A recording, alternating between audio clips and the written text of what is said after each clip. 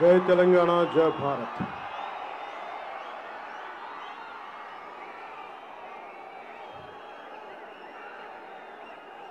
लोकहितं कोरुकुने गो ब्राह्मणुलकु अल्ला चल्లని చూపు అందరి యందు ప్రసరించాలని ప్రార్థించే ఇస్లాం మత పెద్దలకు నిరంతరం యేసు ప్రభు త్యాగాన్ని ప్రపంచానికి తెలియజెప్పే క్రైస్తవ మతాచార్యులకు సర్వజనం హితం కోరే బౌద్ధ సన్యాసులకు లోక సౌభాగ్యాన్ని ఆకాంక్షించే సిక్కు జైన మత గురువులకు లోక కళ్యాణం కోసం నిరంతరం రామకోటి రాసే లోక కళ్యాణం కోసం నిరంతరం రామకోటి రాసే తల్లులకు పెద్దలకు మీ అందరికీ పేరు పేరున శిరస్సు వంచి నమస్కరిస్తున్నాను.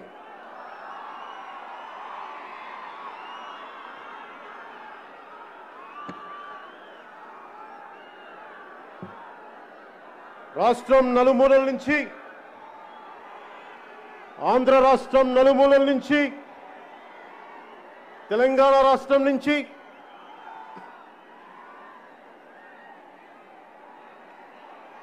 జనసేన 9వ ఆవిర్భావ దినోత్సవ సందర్భంగా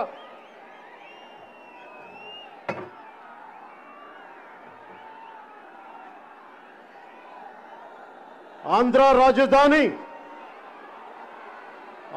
రాజధాని అమరావతిలోని మంగళగిరి తాడేపల్లి మండలంలోని ఇమ్మటం గ్రామం పంచాయతీలో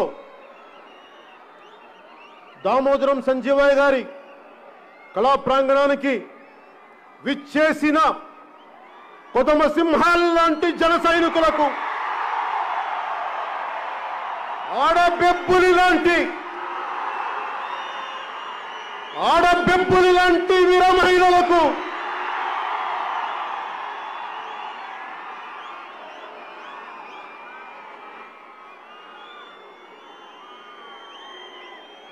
సత్తువతో, ధైర్యంతో, శౌర్యంతో స్థానిక పంచాయతీ ఎన్నికల్లో పోటీ చేసిన సరికొత్త తరం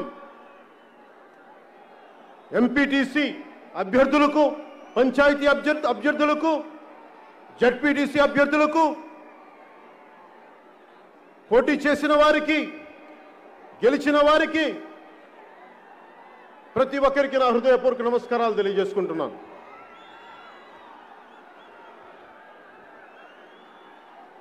ఈ సభను జరిపేందుకు అనుమతి ఇచ్చిన, మా పొలాల్లో సభను చేసుకోండి అని చెప్పిన ఇమ్మటం పంచాయతీ రైతు సోదరులకు ముందుగా నా కృతజ్ఞతలు తెలియజేసుకుంటున్నాను. మీరు చూపించిన ఈ ప్రేమ, సభ పెట్టుకొని మీరు మాకు అండగా నిలబడ్డందుకు నేను మీకు ఈ రోజున ఒక మాట ఇస్తున్నాను. వ్యక్తిగతంగా నా ట్రస్ట్ తరపు నుంచి ఇమ్మటం గ్రామ పంచాయతీకి 50 లక్షలు నేను మీకు ఇస్తున్నాను.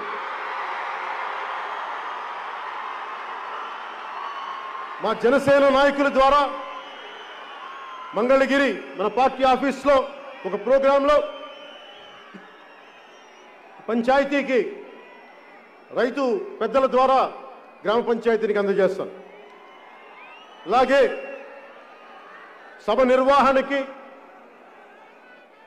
అనుమతి ఇచ్చిన పోలీస్ అధికారులకి,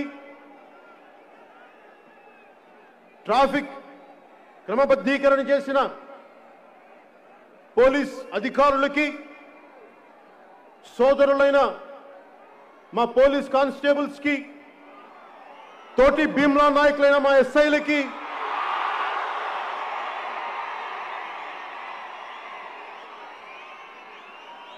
మీ అందరికీ పేరు పేరున నా హృదయపూర్వక నమస్కారాలు, ధన్యవాదాలు.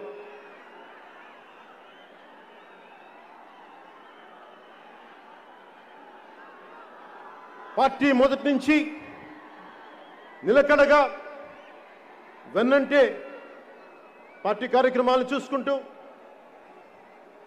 Party programs committee chairman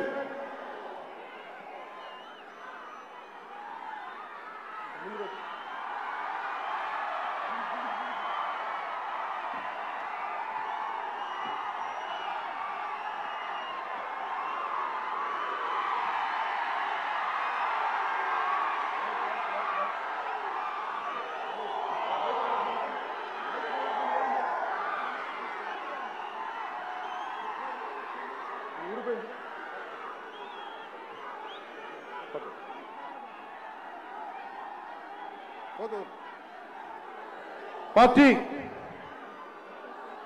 programmes committee chairman KK గారికి 12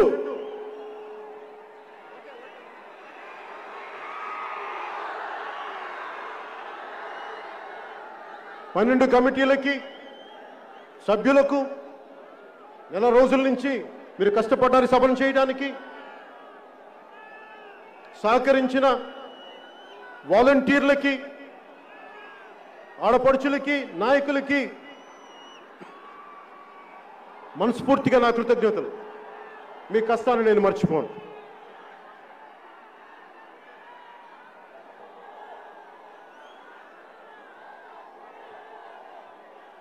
రాష్ట్ర క్షేమం, రాష్ట్ర అభివృద్ధి బాగుండాలని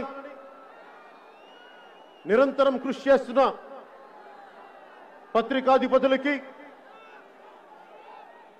జర్నలిస్ట్ సమాజానికి, ఎలక్ట్రానిక్ మీడియా రంగానికి, సామాజిక మాధ్యమాల్లో నిష్పక్షపాతంగా అభిప్రాయాలు తెలియజేస్తూ, సూచనలు తెలియజేస్తూ ఉన్న రాజకీయ విశ్లేషకులకి, సీనియర్ జర్నలిస్టులకి నా హృదయపూర్వక నమస్కారాలు. జనసేన మద్దతుదారులకి, ఆశేష ప్రజానీకానికి, ప్రసార మాధ్యమాల్లో, సామాజిక మాధ్యమాల్లో ప్రపంచం మొత్తం వీక్షిస్తున్న తెలుగు వారికి ప్రతి ఒక్కరికి పేరు పేరున నా హృదయపూర్వక నమస్కారాలు. పార్టీ ఎప్పుడు నిర్మాణం ఎలా ఉంటుంది అని చాలా సంవత్సరాల నుంచి ప్రశ్నిస్తే ఈ రోజున ప్రతి జిల్లాలో అధ్యక్షులు,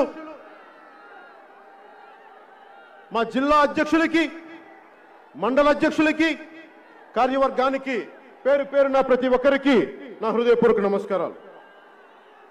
మా జనరల్ సెక్రటరీస్కి పేరు పేరున ప్రతి ఒక్కరికి నా హృదయపూర్వక నమస్కారాలు. పిఏసి సభ్యులకి నా హృదయపూర్వక నమస్కారాలు. రాజకీయాల పట్ల దేశభక్తి పెంపొందించుకునే సమయంలో నాకు సరైన మార్గం చూపించిన మా సోదరుడు, నేను ఈ రోజున రాజకీయాల మీద, పాలసీ మీద అవగాహన ఎంతో కొంత మాట్లాడుతున్నానంటే దానికి కారణం నాగబాబు గారు.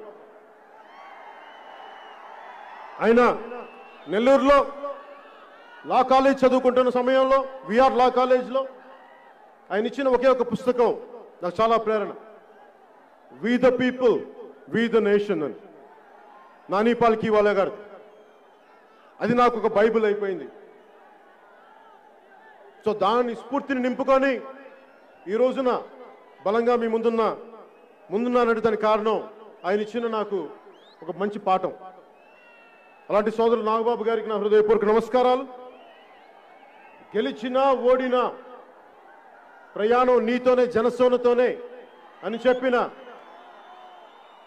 ఉమ్మడి రాష్ట్ర సభాపతి, ఉమ్మడి రాష్ట్ర మాజీ సభాపతి, పిఎస్సి చైర్మన్, సీనియర్ రాజకీయ నాయకులైన పెద్దలు శ్రీ నాదెండ్ల మనోహర్ గారికి నా హృదయపూర్వక నమస్కారం.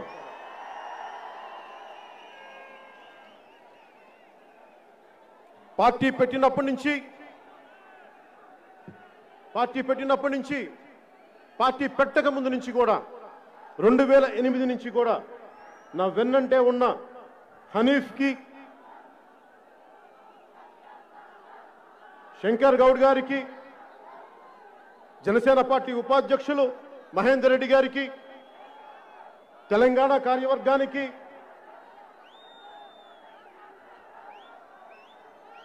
విద్యార్థి విభాగం అధ్యక్షుడు సంపత్కి, తెలంగాణ జనసేన కార్యవర్గానికి, తెలంగాణ జన సైనికులకి నా హృదయపూర్వక నమస్కారం.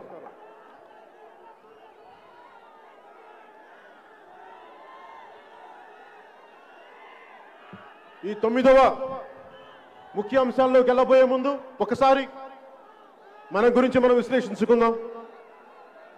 ముఖ్యంగా ఈ సందేశం జన సైనికులకు, క్రియాశీలక కార్యకర్తలకు, వీర మహిళలకు నా చిన్న సందేశం. మనం ప్రేమించే వ్యక్తి మీద అభిమానం, ప్రేమ పక్కవారికి ఇబ్బంది కలిగించకుండా ఉండాలి. ఆ వ్యక్తి మీద ప్రేమ మీ తల్లిదండ్రులకి ఇబ్బంది కలిగించకూడదు, మీ కుటుంబ సభ్యులకి బరువు అవ్వకూడదు. ఆ వ్యక్తి మీద అభిమానం, ప్రేమ దేశం వైపు, సమాజం వైపు మళ్లించండి. వీర మహిళలకి నేను వీర మహిళని ఎందుకు మహిళా విభాగానికి పేరు పెట్టానంటే, నేను ఆదిశక్తిని ఆరాధించేవాడిని. పురాణాల్లో కామ, క్రోధ, లోభ, మద, మోహ, మాత్సర్యంతో తలకెక్కి పురుష దేవతల్ని కూడా ఓడించి ఇబ్బందులు పెట్టి అలాంటి దేవతలు కూడా తిరిగి శరణు వేడుకునేది ఆదిశక్తిని. ఆ ఆదిశక్తి మళ్ళీ శక్తి ఇచ్చి పురుష దేవతలకు యుద్ధం చేయమని పంపిస్తుంది. అలాంటి ఆదిశక్తి ప్రతిరూపాలైన మా వీర మహిళలకి, ఆడపడుచులకి నా హృదయపూర్వక నమస్కారాలు.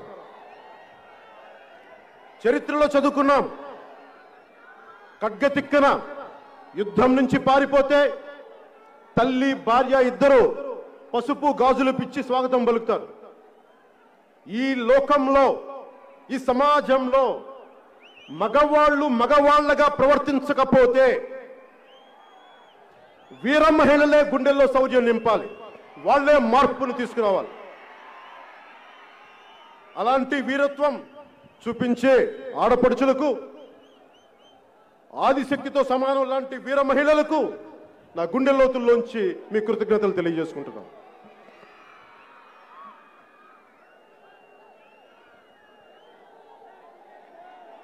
స్వాతంత్రోద్యమ స్ఫూర్తితో, తెలంగాణ సాయుధ పోరాట స్ఫూర్తితో రాజకీయాల్లోకి వచ్చిన వాడిని. అణగారిన వర్గాలకి అండగా నిలబడేవాడిని. అందుకనే అందరూ మర్చిపోయినా, దశాబ్దాలుగా అందరూ మర్చిపోయినా అణగారిన వర్గాల నాయకుడు దామోదరం సంజయ్ గారికి ఈ ప్రాంగణానికి వారి పేరుని పెట్టాం. మేము మర్చిపోలేదు, ఎవరన్నా మర్చిపోనివ్వండి, అందరూ మర్చిపోనివ్వండి, దామోదరం సంజీవయ్య గారిని మేము గుండెల్లో పెట్టుకుంటాం. ఆయన స్ఫూర్తిని రాజకీయాల్లో కొనసాగిస్తాం. అణగారిన వర్గాలకి అండగా ఉండేవాడిని. అలాగే అన్ని వర్గాల ప్రజలకి, వారి అభివృద్ధికి చేదోడు వాదోడుగా ఉండేవాడిని. అందరూ బాగుండాలని కోరుకునేవాడిని. తెలంగాణ సంస్కృతిలో భాగమైన అలాయి బలాయి ఒక సంస్కృతి ఉంది. ఆత్మీయ ఆలింగనం అంటాం. ఒకే ఊర్లో ఉండి ఇరుగు పొరుగుండి గొడవలు పడతాం, మాట అనుకుంటాం. కానీ ఒక్క దసరా రోజున మటుకు అందరం దగ్గరికి వచ్చి ఒక చిన్న మాట అనుకున్నాం, ఇంకోటి అనుకున్నాం.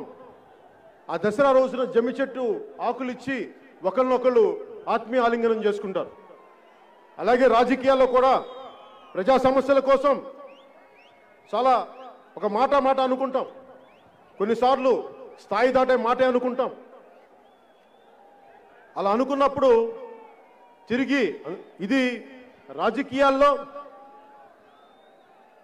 విభేదాలు ఉంటాయి తప్ప వ్యక్తిగత ద్వేషాలు ఉండకూడదని నమ్మేవాడిని. నాకు ఈ అలాయ్ బలాయ్ స్ఫూర్తిని నాకు తెలియజేసిన సీనియర్ రాజకీయ నాయకులు, మాజీ కేంద్ర మంత్రి, హిమాచల్ ప్రదేశ్ గవర్నర్గా ఉన్న హిజ్ ఎక్సలెన్సీ బండారు దత్తాత్రేయ గారికి నేను మనస్ఫూర్తిగా నా కృతజ్ఞతలు, నమస్కారాలు తెలియజేసుకుంటున్నాను. అలాగే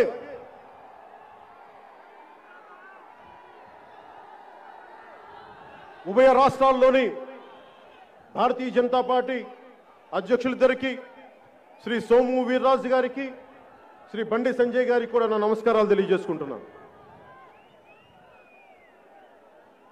ఉభయ రాష్ట్రాల్లోని కాంగ్రెస్ నాయకులకు, కార్యకర్తలకు కూడా నా హృదయపూర్వక నమస్కారాలు.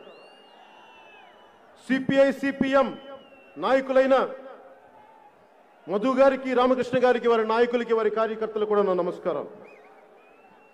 సోదరులు కల్వకుంట్ల తారక రామారావు గారికి, టిఆర్ఎస్ నాయకులు, మంత్రివర్యులు, అలాగే టిఆర్ఎస్ అధినాయకత్వానికి, వారి నాయకులకు, వారి కార్యకర్తలకు కూడా నా హృదయపూర్వక నమస్కారం. తెలంగాణ రాష్ట్రంలో, తెలంగాణ రాష్ట్ర సాధనలో క్రియాశీలకంగా వ్యవహరించిన మాజీ మంత్రివర్యులు, తెలుగు ప్రజల ఐక్యతను కోరే, మనసారా ఆకాంక్షించే డాక్టర్ విజయరామారావు గారికి కూడా నా నమస్కారం. ఉత్పత్తి కులాలైన బీసీలకి, సంచార బీసీ జాతులకి, అణగారిన వర్గాలకి వారు ఆర్థికంగా పరిపుష్టి ఉండాలి, వారు ఆర్థికంగా బలపడాలి అని నాకు ఎంతో చక్కటి బోధన చేసిన, పాఠాలను చెప్పిన, ఓ సమావేశంలో చెప్పిన మాజీ ఎంపీ శ్రీ బూరా నరసన్న గౌడ్ గారికి కూడా నా హృదయపూర్వక నమస్కారం. తెలంగాణ, ఆంధ్ర మేధావులకు, సామాజిక కార్యకర్తలకు కూడా నా నమస్కారం. అలానే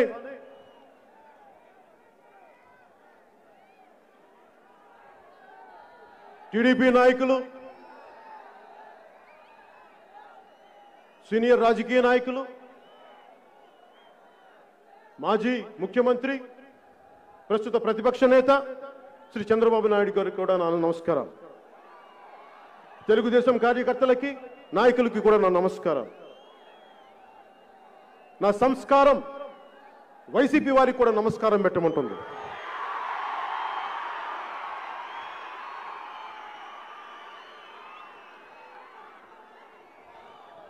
వైసీపీ నాయకులకి, కార్యకర్తలకు కూడా జనసేన 9వ ఆవిర్భావ దినోత్సవ సందర్భంగా మీ అందరికీ నా హృదయపూర్వక నమస్కారం.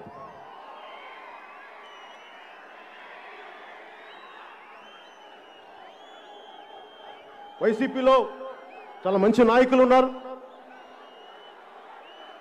మనం వైసీపీ అనగానే కనిపించే బూతులు తిట్లే మంత్రులు కాకుండా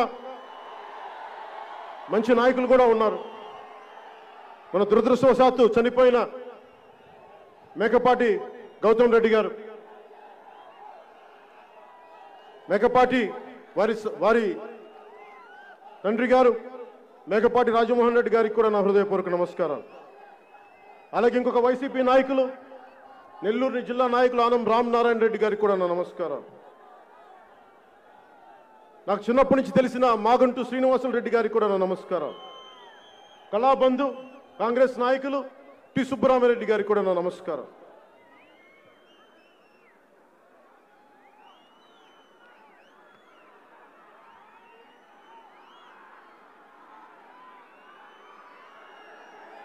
నమస్కారాల పర్వం పూర్తయింది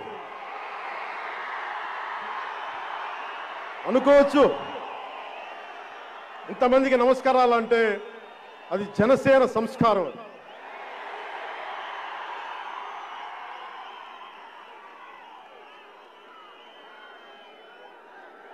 ఒక పార్టీని నడపడం అంటే, మీరు ఇక్కడ ఉండి నన్ను రమ్మంటే ఎలాగా, మీద వాళ్ళు కనిపించొద్దా, మీరు పక్కన చూడండి పంపిస్తాం. ఒక పార్టీని నడపడం అంటే ఏంటి? ఒక పార్టీ నడపడం అంటే వేల కోట్లు ఉండాలా? ఏముండాలి ఒక పార్టీ నడపడానికంటే? ఒక బలమైన సైద్ధాంతిక బలం ఉండాలి. ఆ సైద్ధాంతిక బలాన్ని, ఆ సిద్ధాంతాన్ని బతికే వ్యక్తుల సమూహం ఉండాలి. ఒక్కళ్ళు ఇద్దరు అలా స్టార్ట్ అవుతుంది ఎప్పుడు. అలా ఒక బలమైన ఒక పార్టీని నడపడం అంటే ఒక బలమైన సిద్ధాంతాన్ని పట్టుకొని ఉండటం. ఆ సిద్ధాంతాన్ని పట్టుకున్న ఇన్ని లక్షల మందితో కలిసి ఉండటం, వారిని కలిపి ఉంచటం. 2014లో ఏమాత్రం పూర్తి స్థాయి రాజకీయ అనుభవం లేని 6 మంది రాష్ట్ర కార్యవర్గంతో 150 మంది క్రియాశీలక కార్యకర్తలతో 2014 మార్చి 14న ఆంధ్ర తెలంగాణ రాష్ట్రాల ఉమ్మడి రాజధాని అయిన హైదరాబాద్లో ప్రారంభం చేశాం. సరిగ్గా 8 సంవత్సరాలు పూర్తి చేసుకొని ఈ 22 మార్చి 14కి 6 మందితో ప్రారంభమైన రాష్ట్ర కార్యవర్గం ఈ రోజున 76 మందితో ఉంది.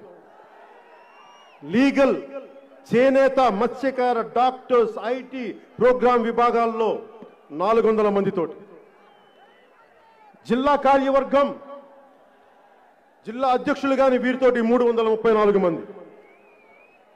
416 మండలాల్లో మండల అధ్యక్షులతో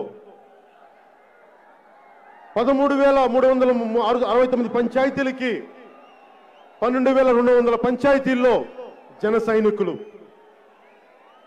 రేపొద్దున కార్యవర్గం కాబోతా ఉన్నారు. 150 మంది క్రియాశీలక కార్యకర్తలతో ప్రారంభమై 5 లక్షల ధ్యేయం దిశగా ఈ రోజున 3,26,000 క్రియాశీలక కార్యకర్తలు ఉన్నారు. ఎక్కడ 150, ఎక్కడ 3,26,000. 8 సంవత్సరాలు పట్టింది ఇది సాధించడానికి. 2000 సార్వత్రిక ఎన్నికలు 2019 సార్వత్రిక ఎన్నికల్లో ఒక ఎమ్మెల్యే సీటు గెలుచుకొని ఆ వైసీపీ వాళ్ళు పట్టుకెళ్ళిపోయిన సీట్ అది మందే. 137 సీట్లు మనం పోటీ చేసింది 2019లో 137 సీట్లు. దాని సరాసరి 7.24% ఓటింగ్. పార్టీ గుర్తుల మీద జరిగే స్థానిక సంస్థల ఎన్నికల్లో మనం పోటీ చేసిన వాటిలో సరాసరి 27.4% పెరిగింది. పంచాయతీ ఎన్నికల్లో 60% మంది జనసేన పార్టీ మద్దతుతో బరిలో దిగారు. 60% మంది. మనం సాధించింది 1,209 సర్పంచులు, 1,576 ఉప సర్పంచులు, 4,456 వార్డు మెంబర్లుగా గెలిచారు. రాష్ట్ర వ్యాప్తంగా 2,000 ఎంపీటీసీ స్థానాల్లో జనసేన పార్టీ అభ్యర్థుల్ని పోటీకి నిలిపింది. 180 గెలిచాం. 156 జడ్పీటీసీ స్థానాల్లో జనసేన అభ్యర్థుల్ని నిలబెట్టింది. 2 జడ్పీటీసీ స్థానాలని కైవసం చేసుకుంది. అలాగే విశాఖ కార్పొరేషన్కి, మిగతా మున్సిపాలిటీలకి పోటీ చేసి కార్పొరేటర్లు కానీ వార్డు మెంబర్లుగా గెలిచారు. వీటిలో కూడా 27.28% తీసుకురాగలిగాం, సాధించగలిగాం. అలాగే ఈ రోజున పార్టీ సభ్యత్వం 46 లక్షలకి చేరుకుంది. ఇదంతా ఎందుకు చెప్తున్నానంటే పక్క పార్టీలకి గొప్ప విజయంగా కాకపోవచ్చు, కానీ ఒకటి చెప్తున్నా, వైసీపీనే తీసుకుందాం, అది కాంగ్రెస్కి ఇంకొక రూపం. సీనియర్ నాయకులు ఉన్నారు అక్కడ. ఈ ముఖ్యమంత్రి, ఈ నాయకులు, వైసీపీ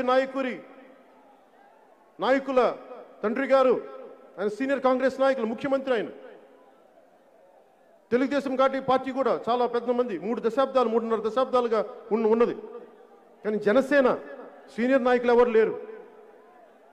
మీరు, నేనే, ఇంకెవరు లేరు. అందుకని ఈ విజయాన్ని చాలా బలంగా గుర్తుపెట్టుకోవాలి. ఒకటే గుర్తుపెట్టుకోండి, ఎంత సింధువైనా బిందువుతో మొదలవుతుంది.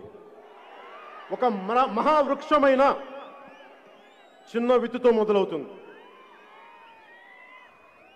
ముల్లోకాలని ఏలే వీరుడైన 6 అంగుళాల అమ్మ కడుపులోనే మొదలవ్వాలి. 7 నుంచి 27%కి, ఆ 27 నుంచి రేపొద్దున ప్రభుత్వాన్ని స్థాపించే శాతానికి ఎదగబోతున్నాం.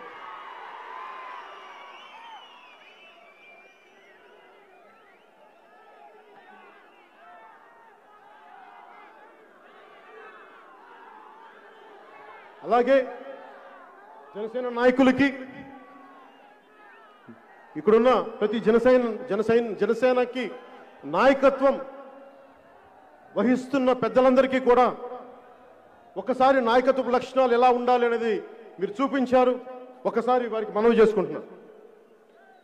నాయకత్వం అంటే అత్యంత ప్రతికూల పరిస్థితుల్లో, మనం గెలిచినప్పుడు కాదు నాయకత్వం, అత్యంత ప్రతికూల పరిస్థితుల్లో వ్యక్తుల తాలూకు వ్యక్తిత్వం బయటపడుతుంది.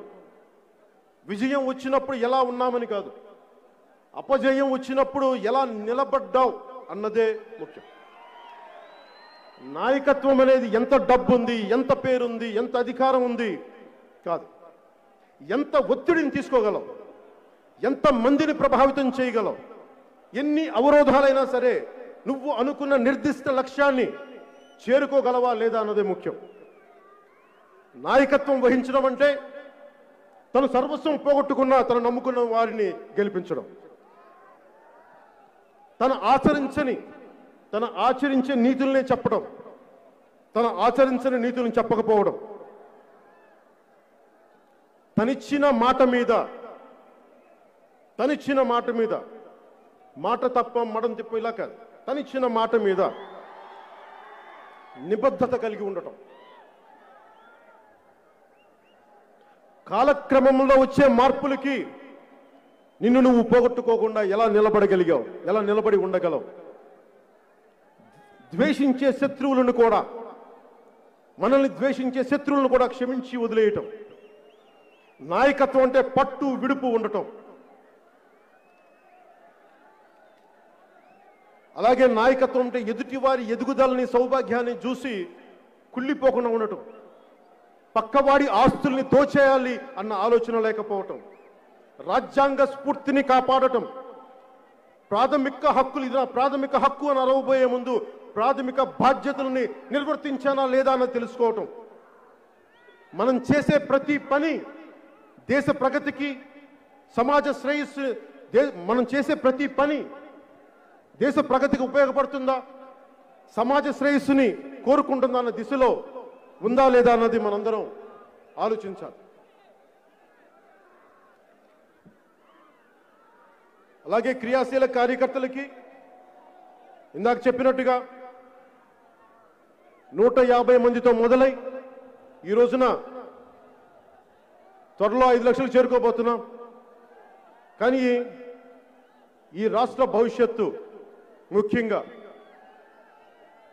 ఆంధ్రప్రదేశ్ బాగుండాలి, చీకట్లోకి వెళ్ళకూడదు అంటే ఈ మీ 5 లక్షల మంది చేతుల్లో ఉంది, జనసేన క్రియాశీలక కార్యకర్తల చేతుల్లో ఉంది. మీ పోరాట పటిమ మీద ఆధారపడి ఉంది, మీ గుండె నిబ్బరం మీద ఆధారపడి ఉంది. నేను నడిచి చూపిస్తాను, మీరు నడవండి.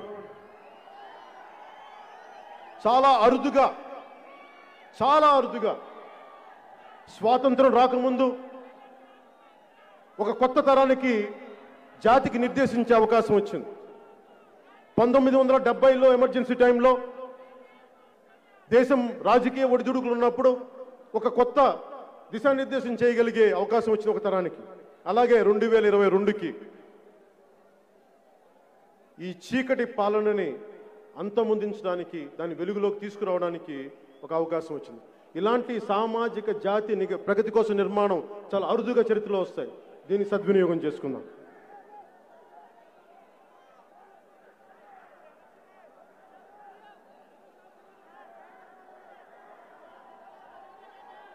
జనసేన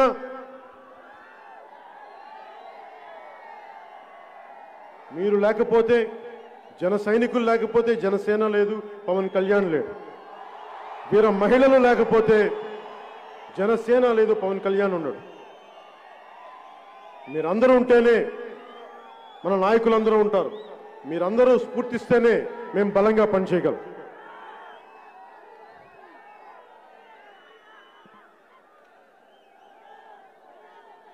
చాలాసార్లు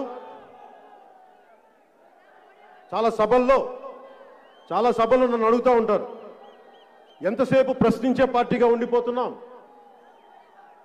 ఎంతసేపు ప్రశ్నించే పార్టీగా ఉండిపోతున్నాం, మనం ప్రశ్నిస్తాం ఇంకెవరు అధికారం పెడుతున్నారంటే నేను ఒకటే చెప్తున్నాను. ఈ రోజున చాలామంది మన నాయకులు కూడా 2-3 సార్లు సందర్భాల్లో ప్రస్తావిస్తూ ఉంటారు. చాలా సందర్భాలు నేను వింటూ ఉంటాను. ప్రశ్నించడం అంటే తేలిగ్గా తీసుకోకండి. ప్రశ్నించడం అంటే గుండె సత్తువును పెంచుకోవడం. ప్రశ్నించడం అంటే పోరాటానికి సంసిద్ధంగా ఉండటం. ప్రశ్నించడం అంటే మార్పుకి శ్రీకారం చుట్టడం. ప్రశ్నించడం అంటే ఒక సరికొత్త రాజ్య స్థాపన చేయడం, తద్వారా సుపరిపాలన అందజేయడం.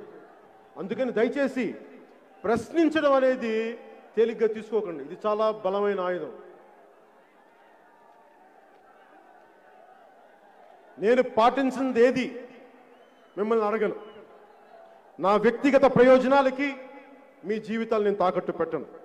మీ ప్రాణానికి నా ప్రాణం అడ్డు వేస్తాను, కానీ ఎప్పుడు నేను వాడుకోను.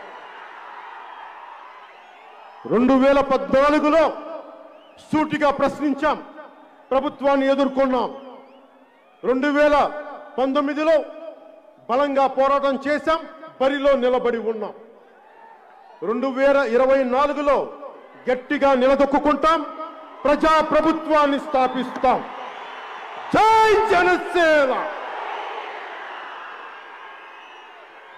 మనం చేస్తుంది స్వకార్యం కాదు, ప్రజాకార్యం. అది రామకార్యంతో సమానం.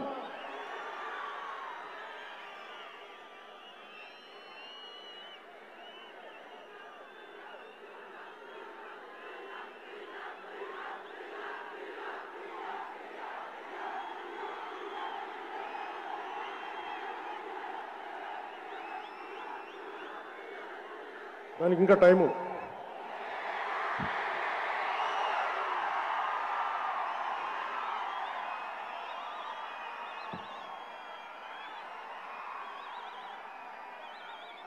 నీళ్ళే బాబు, భూమి భూమి కాదా?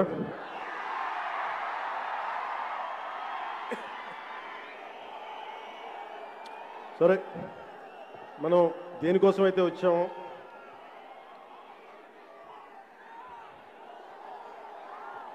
నేను 2.5 ఏళ్ల వైసీపీ పాలన గురించి మాట్లాడేటప్పుడు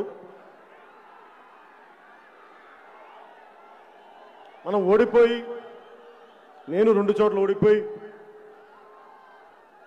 కూర్చున్నప్పుడు వైసీపీకి 151 సీట్లు వచ్చి ఒక్కొక్కరు మన ముందు తొడగొడతా ఉన్నారు. ఒక్కొక్కరు ఓడిపోయి కూర్చున్నాం, చూస్తున్నాం. నాకు ఇప్పుడు బాధ రాదు, నవ్వు వస్తుంటుంది. ఎవరన్నా తొడగొడితే నవ్వు వస్తుంది. సరే, ఉత్సాహాన్ని కొట్టుకోనిలే, కొట్టుకుని ఏముంటుందని కందిపోతే మళ్ళీ తగ్గుతాయి వాళ్ళకి అనిపిస్తుంది. ఇప్పుడు నేను మాట్లాడబోయేది 2.5 ఏళ్ల వైసీపీ పాలనలో. మాట్లాడబోయే ముందు ముఖ్యంగా నేను మాట్లాడబోయేది జన సైనికులు, జనసేన పార్టీ ప్రజలతో పాటు వైసీపీ నాయకులు, వైసీపీ కార్యకర్తలు కూడా కొంచెం శ్రద్ధగా ఆలకించండి. అంటే నేను వినబోయే ముందు, నేను సభని ఇంకా స్టార్ట్ చేయలే.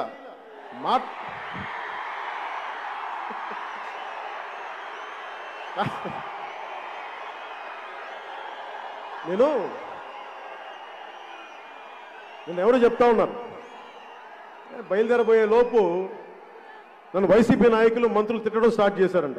ఏదో అల్లంపల్లో వెల్లుల్లిపాయ ఏదో ఉంటుంది కదా, వెల్లంపల్లి, వెల్లుల్లిపాయ, బంతి, చామంతి, పూబంతి, గోడ కొడితే తిరిగి రాని బంతి, అవంతి, వీళ్ళేదో మాట్లాడుతున్నారంటే నేను చెప్పా, ఇంకా మాట్లాడలేదు కదా, ఏంటి వాళ్ళ తొందర ఏంటను. సరే, సో బంతి చామంతి వెల్లంపల్లి వెల్లుల్లిపై గురించి మళ్ళీ మాట్లాడుకుందాం ఇంకా సమయం.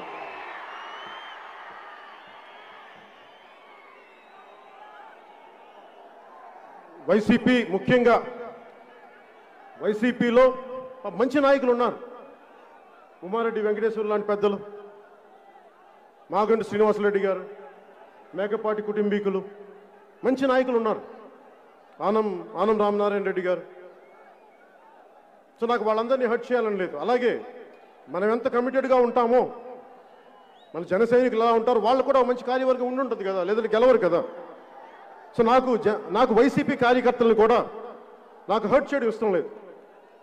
నాకు మీరంటే గౌరవం ఉంది. మీ నాయకుడు, మీ నాయకత్వం 151 సీట్లు గెలిస్తే మేము ఓడిపోయాం కాదంట్లా, కానీ మాకేం ఇబ్బంది ఉండదు. సరే, మీరు బాగా చేయడం చూసాను, మీరు ఎంత బాగా చేస్తారో నేను ఎదురు చూశాను. అందరిలాగే 5 కోట్ల మంది, 5.5 కోట్ల మంది ప్రజలు ఎలా ఎదురు చూశారో నేను కూడా వాటితో పాటు ఒక 5.5 కోట్ల ఒకటిగా నేను ఎదురు చూశాను.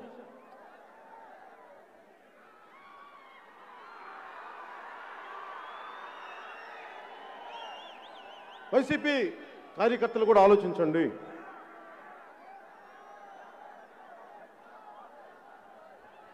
నాకు మీ వైసీపీ నాయకత్వం పైన కానీ, మీ వైసీపీ నాయకుల పైన కానీ, మంత్రుల పైన కానీ నాకు వ్యక్తిగత ద్వేషాలు ఉండవు, పెట్టుకోండి. నాకు పాలసీ మీద విభేదాలే ఉంటాయి తప్ప, మీరు ఈ పాలసీని ఎందుకు చర్యలు చేయలేదు, మీరు ఒక ఇసుక పాలసీ సరిగ్గా లేదని మాట్లాడతాను తప్ప, ఎప్పుడు కూడా ఇన్ని సంవత్సరాల్లో నేను వ్యక్తిగతంగా దాడి చేయను. అది నా సంస్కారం, అది నా తల్లిదండ్రులు నేర్పిన సంస్కారం. నాకు నిజంగా మీ నాయకత్వంలో రాష్ట్రం సుభిక్షంగా ఉంటే నేను ఆనందించేవాడిని. ఒక్క మాట మాట్లాడు. నిజంగా రాష్ట్ర ప్రజల సుఖ సంతోషాలతో ఉంటే అంతకుమించి కావాల్సింది ఏముంది? ఏ ప్రభుత్వం వచ్చినా వైసీపీ కార్యకర్తలు కూడా ఆలోచించండి. మీరు ఒక కొత్త ఇంట్లోకి వెళ్తే శుభంతో మొదలు పెడతారు కదా, ఒక కొబ్బరికాయ కొడతాం, ఒక దీపం వెలిగిస్తాం. కానీ మీ వైసీపీ ప్రభుత్వం వస్తే ఏ ప్రభుత్వం వచ్చినా శంకుస్థాపనతో మొదలు పెడతారు. కానీ మీ వైసీపీ ప్రభుత్వం కూల్చివేతతో మొదలు పెట్టారు, అశుభంతో మొదలు పెట్టారు. మీరు అశుభం.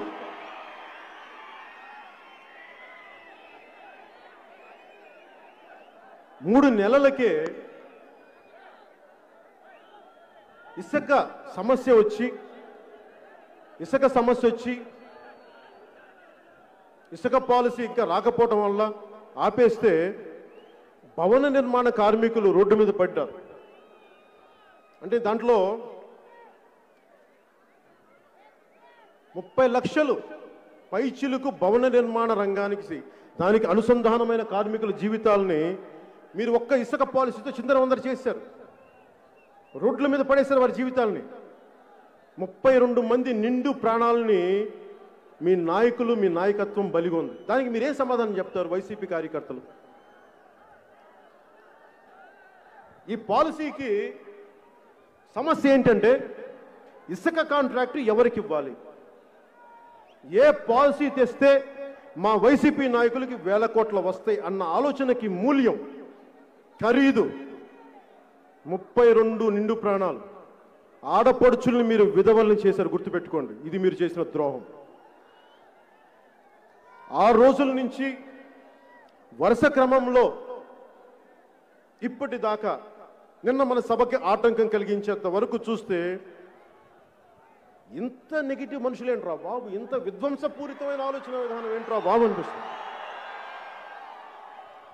అంటే వీళ్ళు ఏమనుకొని వచ్చారు రాజకీయాల్లోకి? అంటే నేను ఇప్పుడు మీరున్నారు, నేను సభకు వస్తే ఇది చేద్దాం, లేదంటే నేను పెద్ద ఇది చేస్తాం అనుకుంటారు. వీళ్ళు కూడా ఏదో అనుకుని ఉండాలి కదా, వైసీపీ నాయకులు కూడా.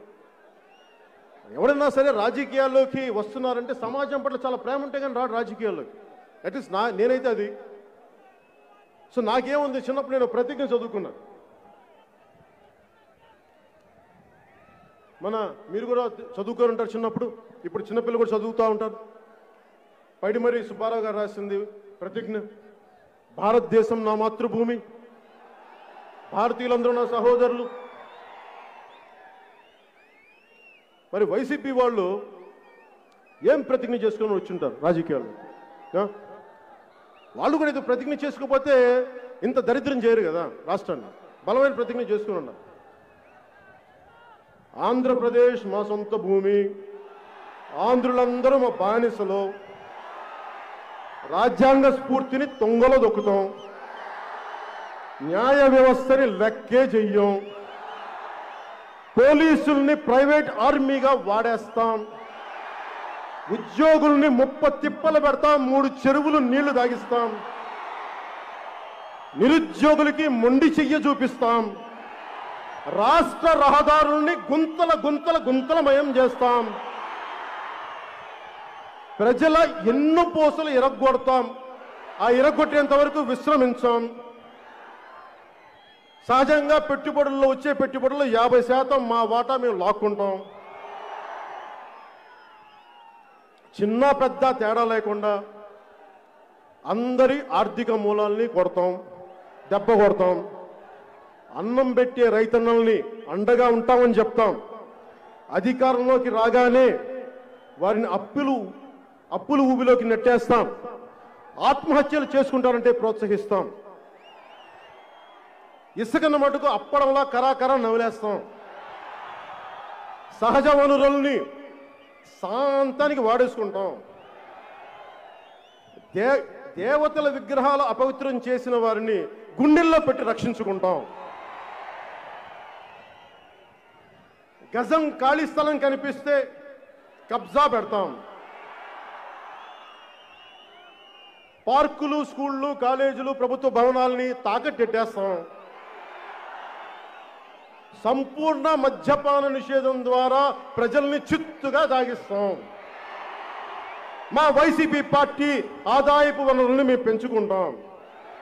ఎవడన్నా గొంతెత్తితే సావగొడతాం, కేసులు పెడతాం, లాఠీలతో చితగొట్టిస్తాం.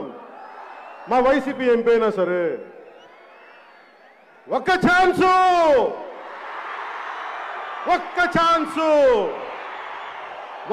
ఛాన్స్ ఇస్తే ఆంధ్రాని 25 ఏళ్ళు వెనక్కి తీసుకుపోతాం.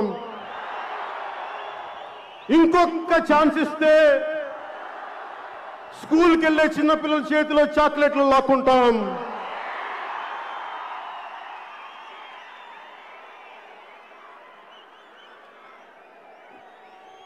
ఇదోబా వారి ప్రతిజ్ఞ. సో వారి ప్రతిజ్ఞలో రాజ్యాంగ స్ఫూర్తి అంటే ఏంటి అది మాట్లాడుకుందాం. ఫస్ట్ ఒక డెఫినేషన్ ఇచ్చుకుందాం. రాజ్యాంగ స్ఫూర్తి అంటే స్వాతంత్రం విడిపోయిన తర్వాత మన దేశాన్ని ఎలా నడపాలి, మన కులాలు, మన సంస్కృతులు, మన మతాల మధ్యలో ఒక సమతుల్యత ఎలా పట్టుకురావాలి, జాతీయత అనేది ఎలా తీసుకురావాలి, ఇంత విభిన్నమైన సంస్కృతుల మధ్య, భాషా విభేదాల మధ్య దేశంగా ఎలా పటిష్టంగా ఉంచాలి అని పెద్దలు బాబు రాజేంద్ర ప్రసాద్ గారి అధ్యక్షతన, అంబేద్కర్ గారు చైర్మన్గా, అల్లాడి కృష్ణస్వామయ్య గారు లాంటి నిష్ణాతులు, ఎందరో మహానుభావులు దాదాపు 2 సంవత్సరాలు కష్టపడి రాజ్యాంగాన్ని ఇచ్చారు. దాంట్లో అందరికీ మన భారత రాజ్యాంగం మతపరంగా కానీ కులపరంగా కానీ ఎలాంటి వివక్ష చూపించదు.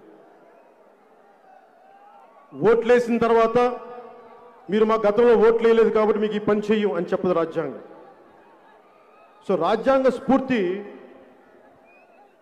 అన్నీ ఏదైతే పిల్లర్స్ ఉన్నాయో, మూల స్తంభాలు, ఈ వ్యవస్థను మేము సంరక్షించుకుంటామని. దీంట్లో సర్దార్ వల్లభాయ్ పటేల్ గారి మాటలు, ఆయన భారతదేశాన్ని యూనియన్గా చేయడానికి ఆయన పడ్డ తపన, అన్ని 500 పైచిలకు ప్రిన్స్లే స్టేట్స్ని అందరి దగ్గరికి వెళ్ళి ఆయన అడిగింది మాట్లాడుతుంటే, మా రాజ్యాలను మేము ఎందుకు ఇవ్వాలి, మేము ఇండియన్ యూనియన్ ఎందుకు జాయిన్ అవ్వాలంటే రకరకాలుగా మాట్లాడి కన్విన్స్ చేసి ఆయన చెప్పింది కూడా, మీకు రాజభరణం ఇస్తాం అని అంటే వాళ్ళు రాజభరణం కోసం ఒప్పుకోలేదు కానీ రాజభరణాన్ని కూడా పాప యాక్సెప్ట్ చేశారు. వాళ్ళు ఆ రోజున ఆ రాజులు కానీ ఒప్పుకోకుండా ఉండుంటే ఈ రోజున భారతదేశం ముక్కలుగా ఉండే పరిస్థితి. సో ఆయన అడిగారు మేము ఎలా నమ్మమంటే, నేను భారతదేశపు ప్రభుత్వ ప్రతినిధిగా చెప్తున్నా, మీరు నన్ను నమ్మాలి. ఆ నమ్మకం ప్రకారం నిలబడ్డారు. నిలబడి భవిష్యత్తులో రాజభరణం తీసేస్తామంటే ఆయన అన్న ఒకే ఒక మాట, ప్లెడ్జ్ టువర్డ్, మనం చట్టసభల్లో కూర్చొని ఒక మాట ఇచ్చిన తర్వాత, చట్టసభల్లో మనం కూర్చొని ప్రజాప్రతినిధులుగా ఒక మాట ఇచ్చిన తర్వాత, దాని మీద మనం ఒప్పందం మీద సంతకాలు పెట్టుకున్న తర్వాత, దానిని మనం ఆనర్ చేయకపోతే, దాన్ని పాటించకపోతే మనకి సభల్లో కూర్చునే అర్హత లేదు మనకని సర్దార్ వల్లభాయ్ పటేల్ గారు చెప్పారు. సర్దార్ వల్లభాయ్ పటేల్ గారి అన్ని వంద పైచిలుక అడుగుల విగ్రహం గుజరాత్లో ఉందేమో కానీ దానికి మించిన అడుగులు ఎత్తు విగ్రహం నా గుండెలో ప్రతిష్ఠించుకున్నాను ఆ మాటలు చదివి. అంటే ఈ రోజున వైసీపీ చేసింది మొట్టమొదటిగా ఈ పీపీఎస్ క్యాన్సిల్ చేయటం. 3 ముఖ్యమైన పనులు చేశారు రాగానే. గత ప్రభుత్వం చేసిన పనులు, గత ప్రభుత్వం ఏ పనులనైతే సంతకం పెట్టిందో, ఒప్పందం చేసుకుందో, అందరూ కూర్చొని ఏం చేశారు, అమరావతి అనేది మా రాజధాని, ఈ రాజధానిని అందరూ ఒప్పుకుంటున్నాం. సో అమరావతి అనేది రాజధానిగా చేసి ఆంధ్రాకి రాజధాని ఒప్పుకున్న తర్వాత ప్రతిపక్షంలో ఉండి ఇప్పుడున్న ముఖ్యమంత్రి కూడా ఒప్పుకుంటేనే అది ముందుకెళ్ళింది. దానికి ప్రధానమంత్రి నరేంద్ర మోదీ గారు వచ్చారు. సో ఇది చేసిన తర్వాత రాగానే రాజధాని ఇక్కడ కాదు, 3 రాజధానులు. అలాగే cancellation of PPs, power purchase agreements, మేము ఆ ప్రభుత్వం చేసుకుంది కానీ మా ప్రభుత్వంతో సంబంధం లేదు అంటే ఒకటి అర్థం చేసుకోవాలి, గవర్నమెంట్ అంటే కంటిన్యూటీ ఆఫ్ పాలసీ. మీరు వచ్చి ప్రభుత్వాలు రాజు మారినప్పుడల్లా రాజధానులు మారవు, ముఖ్యమంత్రులు మారినప్పుడల్లా పాలసీలు మారవు. ఆ పాలసీలో తప్పొప్పులుంటే సరిచెయ్యాలి, ముందుకు తీసుకెళ్ళాలి తప్ప మేము చెయ్యం, మేము వేరే పాలసీలు అంటానంటే అది కుదరదు. అలాగే ముందుగా అమరావతికి రాజధాని మీదే తీసుకుంటానంటే నేను తెలుగుదేశం పార్టీకి భారతీయ జనతా పార్టీతో కలిసి జనసేన 2014న వారికి మన మద్దతు తెలిపి వారి విజయానికి మన వంతు సహకారం అందించాం. మరి రాజధాని విషయంలో ఇక్కడ పెనుమాక కానీ, ఉండవల్లి గ్రామ ప్రజలు కానీ, ఇంకా మిగతా గ్రామాల్లోని రైతులందరూ మాకు భూములు ఇవ్వడం ఇష్టం లేదు రాజధాని కంటే, నేను వారి వెంట నిలబడ్డాను. ఆ రోజు నా ప్రభుత్వాన్ని ఒకటే ప్రశ్నించాను, మీరు అంచెలంచెలుగా మీరు రాజధాని నిర్మించండి. ఇది నేను వారికి మద్దతు ఇచ్చిన వ్యక్తిని. నేను మద్దతు ఇచ్చిన ప్రభుత్వానికి నేను చెప్పాను మీరు అంచెలంచెలుగా వెళ్ళండి. నేనే గొంతెత్తినప్పుడు ఈ రోజున 3 రాజధానులు అని చెప్పే వైసీపీ మంత్రులు కానీ, వారి నాయకత్వం కానీ ఆ రోజు మీరు ఎందుకయ్యా చెప్పలేదు? మీరు గాడిదలా కాస్తున్నారు. మీరు ఆ రోజున ప్రతిపక్షంలో ఉండి గాడిదలా కాస్తున్నారు. మీరు ఆ రోజే మీ బుర్ర ఏమైంది? మీ బుద్ధి ఎక్కడ ఉంది? ఆ రోజున గాడిదలు కాసే పనులు మీరు ఏం చేస్తున్నారా? ఆ రోజున మీరు ఆ రోజు చెప్పించలేకపోయారా? మీ వైసీపీ నాయకుడు సత్యనపేట ఏదో నరసరావుపేట మర్చిపోయిన ఆయన నియోజకవర్గం ఏంటో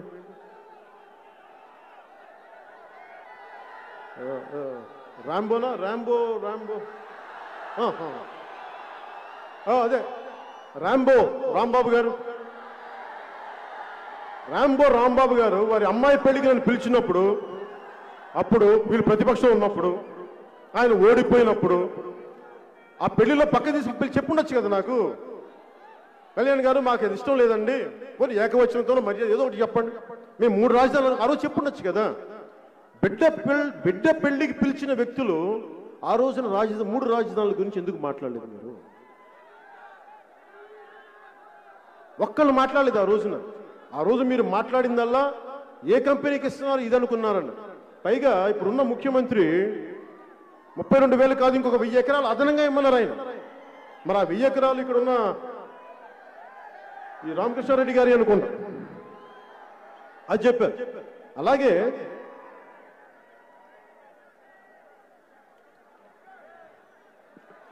29 గ్రామాలు 26,896 రైతులు 34,000 ఎకరాలు. దీంట్లో 32% మంది ఎస్సీ ఎస్టీ, మిగతా వాళ్ళు బీసీలు ఓసీలు. ఆ రోజున సమస్య లేవనెత్తినప్పుడు ఈరోజు వీళ్ళు మాట్లాడుతున్నారు ఎస్సీ వర్గాల వారికి అన్యాయం జరుగుతుందంటే మీకు ఈ రోజుకి యూట్యూబ్లో ఎలాంటి వీడియోస్ దొరుకుతాయి. ఉద్దండి రాయని పాలెం రెవరెండ్ ఆయన దగ్గరికి పోయినప్పుడు ఆయన ఒకటే అడిగాను, సార్ మీరు చెప్పండి, మీకు నిజంగా ఇప్పుడున్న తెలుగుదేశం ప్రభుత్వం మిమ్మల్ని ఇబ్బంది పెడుతుందా? మీకు ఇష్టంతోనే ఇస్తున్నారా అంటే మాకు ఇష్టంతోనే ఇస్తున్నాం, కానీ మాకు మా భూమికి, మా అసైన్ భూములకి కొంచెం ఎక్కువ రేట్లు కావాలని అడిగారు. అది వీడియోలో కూడా ఉంటుంది చూడండి. నేను ఇంత స్పష్టంగా నేను మద్దతు ఇచ్చిన ప్రభుత్వాన్ని ప్రశ్నించగలిగినప్పుడు ఒక్క వైసీపీ నాయకులు మీరు ఎందుకయ్యా ఆ రోజు మాట్లాడేది ఇలాగా? ఆ రోజున 5 ఇంకో 10,000 ఎకరాలు ఎక్స్ట్రా కావాలని చెప్పినట్టుగా చెప్పారు, కానీ 3 రాజధానులని మీరు ఎందుకు చెప్పలేదు? ఆషామాషిగా ఉందా మీకు?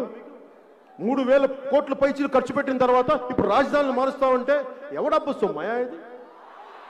మీ ఇష్టానికి అమ్మిపాటు దుప్పుతారా మీరు? మీ ఇష్టానికి మార్చేస్తారా? అంటే అడిగేవాడు లేకపోతే మీరు ఏదైనా చేస్తారా? మీరు ప్రశ్నించేవాడు లేకపోతే మీరు ఏదైనా చేస్తారా? అవి జనసేన లేనప్పుడు బాబు, జనసేన ఉన్నప్పుడు అవి దొబ్బవు.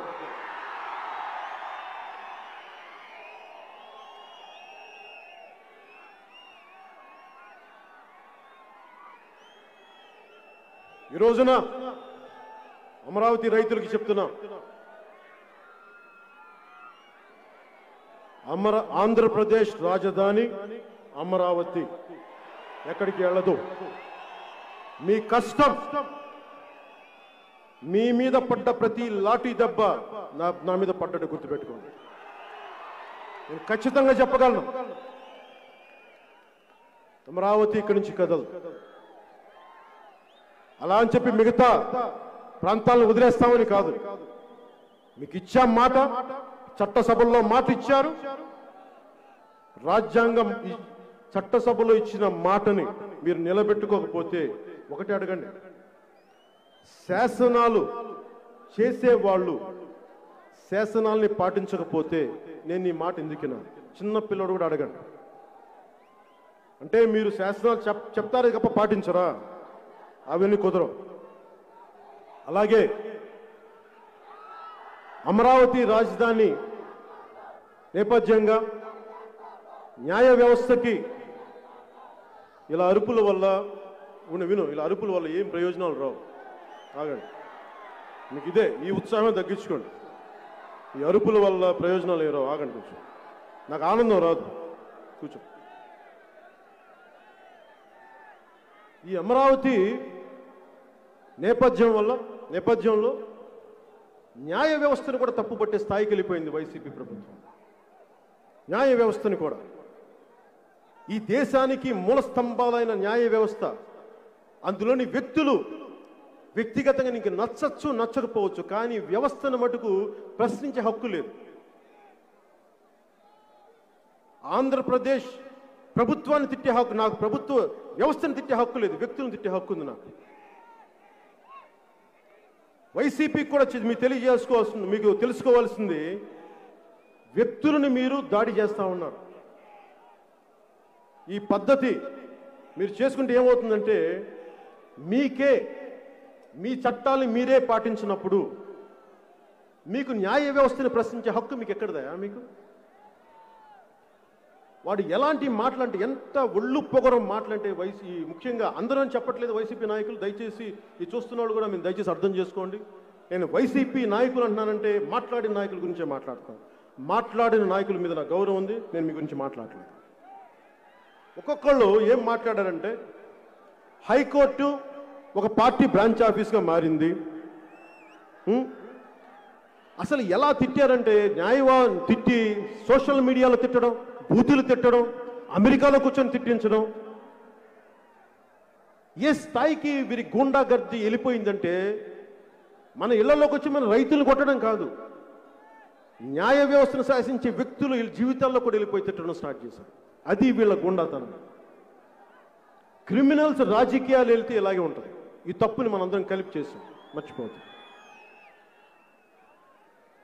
నిజానికి ఎంత విసిగిపోయిందంటే కోర్టు కూడా, పోలీసు సంగతి కూడా చెప్తాను. పోలీసు వ్యవస్థ కూడా ఏం చేయగలను, నేను పోలీసు పెట్టను. నేను ఇదే మాచర్ల గురజాల్లో మా నాగబాబు గారికి కూడా తెలుసు, నాగబాబు గారు కూడా పెరిగారు. నేను కూడా గుంటూరు బాపట్లో పుట్టినోడిని, గుంటూరు కారం తిన్నోడిని కూడా. పౌరుషం ఉండదా?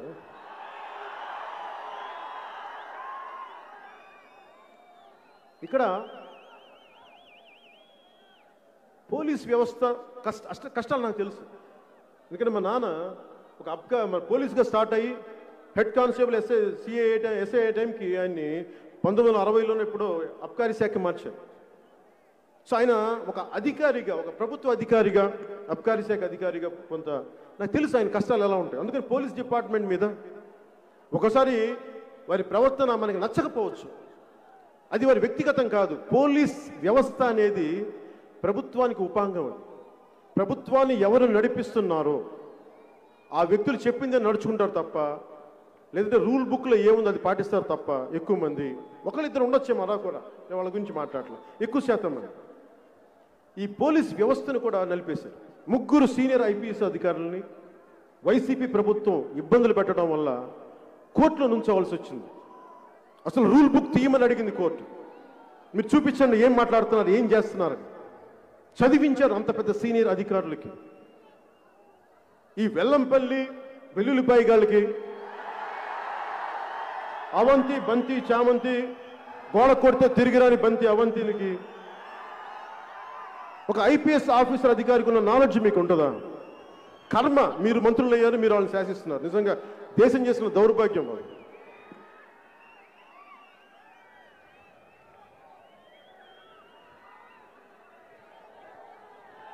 అందరూ ఈ వైసీపీ పాలనలో ముందస్తుగా పారిశ్రామికవేత్తలు దెబ్బతింటంతో పాటు రైతులు పొట్ట మీద కొట్టారు. ఫస్ట్ అమరావతి రైతుల మీద ఏంటి అన్యాయం అని ప్రశ్నించేందుకు న్యాయ వ్యవస్థ మీద తిరగబడ్డారు. వీళ్ళు దాడులు చేశారు.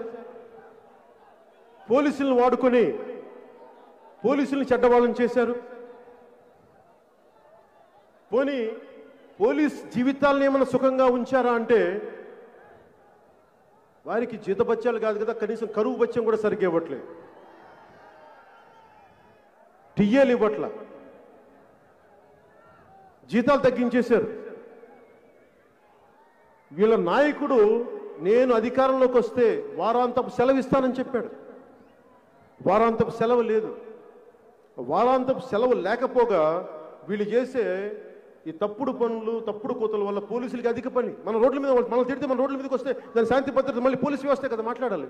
ఆ ఉన్న సెలవు కాదు కదా, 12 గంటల పనికి వాళ్ళు 24 గంటల పనులు చేస్తారు పోలీసు, ఈ వైసీపీ ప్రభుత్వం. ఇవన్నీ కాకుండా మీరు చూస్తే మనం ఎవరన్నా సరే ఇక్కడున్న ఒక ఆడబిడ్డ కానీ, ఒక సగటు వ్యక్తి ఎవరైనా సరే ఇక్కడ మనందరంలో ఒక వ్యక్తి కనుక మనం ఒక పోలీస్ కానిస్టేబుల్ని చొక్కా పట్టుకోగలం, ప్రశ్నించగలం, కానీ భయపడతాం కదా మనందరం. కానీ వైసీపీ నాయకులకి ఆ భయం లేదు. సిఐ ర్యాంక్ అయినా సరే చొక్కా కాలర్ పట్టుకుంటారు. చిత్తూరులో ఒక సిఐని కాలర్ పట్టుకున్నారు. ఇంకో సిఐని విశాఖ ఒక పీఠంలో చొక్కా విప్పి కొడతామని వాళ్ళ మంత్రి ఒకటి బెదిరిస్తాడు. అలాగే కృష్ణలంక మన స్టేషన్లో ఎంపీ కానిస్టేబుల్స్ని కొట్టేశారు. ఇది ఎలా ఉంటుందంటే, నేను ఒక పోలీస్ బిడ్డగా చెప్తున్నా, ఇదే దెబ్బ నా తండ్రికి తగిలితే నా తండ్రి కళ్ళలోకి నేను ఎలా చూస్తాను? మా తండ్రి విధి నిర్వహణ చేస్తుంటే ఒక తప్పుడు ఎమ్మెల్యేనో ఎంపీనో గూండానో ఎమ్మెల్యేనో మా తండ్రిని కొడితే ఏంటిది అనిపిస్తుంది కదా. మరి అలాంటి పోలీస్ శాఖను కొడితే అధికారులు కూడా ఒకవేళ నేను సీనియర్ అధికారిని అనుకుందాం, నేను ఒక ఐపీఎస్ అధికారిని అనుకుందాం, ఒక సిఐని అనుకుందాం నిజ జీవితంలో, నా కింద కానిస్టేబుల్స్లో నా తోటి సిఐనో ఎస్ఐనో కొడితే నా కోపం రాదా? మాట్లాడినప్పుడు ఏం చేస్తాం? వీళ్ళందరూ గూండాల అధికారులు, ఒక సంతకంతో వాళ్ళ జీవితాలు మారిపోతాయి. అందుకని వీళ్ళు కూడా భయపడే స్థాయికి వెళ్ళిపోయారు. ఏదైనా ఎక్కువ మాట్లాడితే వేకెన్సీ రిజర్వ్లోకి పంపిస్తారు, జీతాలు ఉండవు అక్కడ, ఇంకో పదవి ఇచ్చేవారు కదా, పనిష్మెంట్. ఆ వేకెన్సీ రిజర్వ్ పెట్టింది విధి నిర్వహణలో ఏదైనా ఆ పాలనాపరమైన ఇబ్బందులు ఉంటే తప్ప వేకెన్సీ రిజర్వ్ని వాడరు. ఈ రోజున ఈ వేకెన్సీ రిజర్వ్లో ఎంతమంది అధికారులను పెట్టారంటే లెక్కలేదు. ముఖ్యంగా ఎవరైనా సరే రూల్ బౌండ్ అంటే వాళ్ళని వేకెన్సీ రిజర్వ్లోకి పంపిస్తూ ఉన్నారు ఈ వైసీపీ ప్రభుత్వం. అలాగే పోలీసు ఉద్యోగాలను ఏమన్నారు? మేము రాగానే 14,341 ఉద్యోగాలు పూర్తి చేస్తాం అని చెప్పారు. ఈ రోజుకి ఏదో నామకే వాసి ఒక 400 తప్ప ఉద్యోగాలు లేవు. పోనీ ఇందాక చెప్పినట్టుగా అధికారంలోకి వస్తే ఇది పోలీసుల వ్యధ. ఉద్యోగులు పరిస్థితి తీసుకుందాం. మేము వస్తే కాంట్రిబ్యూటరీ సిపిఎస్ స్కీమ్ని రద్దు చేస్తామని చెప్పారు. నేను ఆ రోజు నన్ను కూడా అడిగారు సిపిఎస్ రద్దు చేస్తామంటే నాకు దీని మీద ఇంకా అవగాహన లేదు, నేను 10 మందితో మాట్లాడి చెప్తానని చెప్పాను. కానీ చాలా అనుభవజ్ఞులు కదా వీళ్ళందరూ, పెద్ద పెద్ద సలహాదారులు ఉన్నారు. అప్పుడు ఇస్తాము సిపిఎస్ అని చెప్పి ఉద్యోగులకి వారి నమ్మకాన్ని సంపాదించి వచ్చిన తర్వాత మొండి చేయి చూపించారు ఉద్యోగులకి. ఏదన్నా అడిగితే ఏమంటున్నారు ఈ రోజున? మా నాయకుడికి ఆ రోజున పాపం విషయ పరిజ్ఞానం లేదు, టెక్నికాలిటీస్ తెలియవంట. ఏంటమ్మా టెక్నికాలిటీ అంటే నాకు అర్థం కావట్లా. టీజీసీహెచ్ ఏంటి ఆ పదవి చెప్పండి. టెక్నికాలిటీస్ అంట. అంటే మీరు రాజ్యాన్ని ఏలాలనుకుంటున్న వాళ్ళు, బాధ్యత తీసుకోవాలనుకుంటున్న వాళ్ళు, అంత అవగాహన లేమేంటి? అలాంటి అవగాహన లేమి ఉన్న వాళ్ళు మీరు రాజకీయాలు ఎందుకున్నారు? ఒకవేళ పొరపాటును తప్పు చేసి మేము తప్పు చేసాం క్షమించమని కూడా అడగరే, అది కూడా నా విషయమే. మీకు ఈ రోజున వారి పార్టీ రంగుల కోసమే, పార్టీ రంగుల కోసం 3,000 కోట్లు ఖర్చు పెట్టారు. వారి ప్రకటనలకి 400 కోట్లు వృధా చేశారు. మరి వీటన్నిటి బదులు ఉద్యోగస్తులు ఫిట్మెంట్ ఇవ్వచ్చు కదా, మరి జీవితాలు కొంచెం అదనంగా డబ్బులు ఇవ్వచ్చు కదా. అంటే మీ పార్టీ రంగులు వేసుకోవడానికి 3,000 కోట్లు ఉంటాయి, కానీ మీ అడ్వర్టైజ్మెంట్ వేసుకోవడానికి 400 కోట్లు ఉంటాయి, కానీ ఉద్యోగస్తులు ఇవ్వడానికి డబ్బులు ఉండవు. ఎవరైనా సరే మీరు ఆలోచించండి, వేతనాల సవరణ కమిటీని మేము తీసుకొస్తామంటే ఎవరికైనా ఆశ ఏంటంటే మా జీతాలు పెరుగుతాయి అనుకుంటాం. వైసీపీ వాళ్ళ మాటలకు అర్థాలు వేర్లని చెప్పాను. మేము పెంచుతామంటే తగ్గిస్తామని అర్థం. మేము మద్యపాన నిషేధం అంటే మేము ప్రోత్సహిస్తామని అర్థం. 99,900 కోట్లు ఆంధ్ర మనకి తెలంగాణ ఆదాయం అయితే ఆంధ్ర ఆదాయం 1,17,136 కోట్లు. ఇంత డబ్బు సంపాదన ఉంది ఇక్కడ. మరి ఎటు వెళ్ళిపోతుంది డబ్బు? ఎవరు అడుగుతారు? దీన్ని అడిగేవాళ్ళు లేరు. అలాగే రహదారులు మీకు తెలుసు, రోడ్స్ పరిస్థితి ఎలా ఉందో, గుంతలమయం. యాక్సిడెంట్లు ఎన్ని అయినాయి అంటే 10% పెరిగింది. ఇది ఇచ్చింది కూడా AP road safety council compile data. ఇది 10.16% మంది యాక్సిడెంట్స్ పెరిగినాయి ఈ రోడ్లు సరిగ్గా వేయకపోవటం వల్ల. 14% చావులు పెరిగినాయి.